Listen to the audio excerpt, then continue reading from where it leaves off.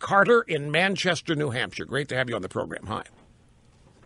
Hey, Rush. What an honor it is to speak with you. Been listening to you for about 5 years.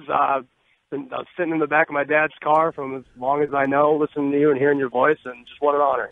You're sitting in the back of the car? Yes. Well, since I was 6 years old, I've been listening to you in my dad's car. I got it. Thank you very much. I appreciate that. Yeah. So I'm a millennial about to graduate at University of New Hampshire, and I've got roommates that are kind of the type of guys that just don't really go out of their way to, read and listen to people like you about politics, and they kind of go with the flow of, the crowd, and they only really see the drive-by liberal rhetoric that, conservatives are just white bigots. And I just wanted to know from advice from you, something, not one thing to say, but, how to approach people like that. Here's you were asking the time-honored question of how do we convert people? How do we get them to open their minds? How do we get them to listen to something else?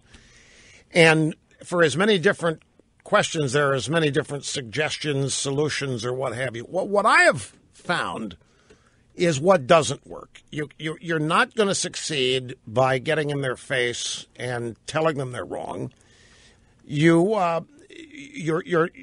might have some, if you could take the time, if you actually talk to them, ask them a series of questions to which the answer is obvious that proves your point of view, and let the recollection or let the correct answer sort of permeate their minds on its own.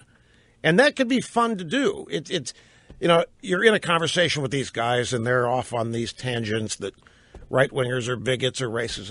Well, let me ask you a question. And then you come up with a question that either recites some great work by conservative in charity organization, charity work, or what have you. The other thing you can do is challenge them and look, you guys got nothing to lose. And it's important to me, this is what you say, it's important to me that you guys be right. It's important to me, and you're young, you're just starting out, you're going to be leading this country someday. It's important to me that you guys ask, would you try listening to Limbaugh just a week? Don't have to tell anybody, just listen for a week. That's all I ask. Just do it for a week and then come back and talk to me. Yeah. Yeah. No, that's good advice. Make it sound like it's really important to you that they do this because you care about them. That the fact that you care, that's 80% right there, because they think people like you don't care about anything. You really care about them, and ask them to do it for you, and then just trust the fact that if I have them here for a week, we'll own them.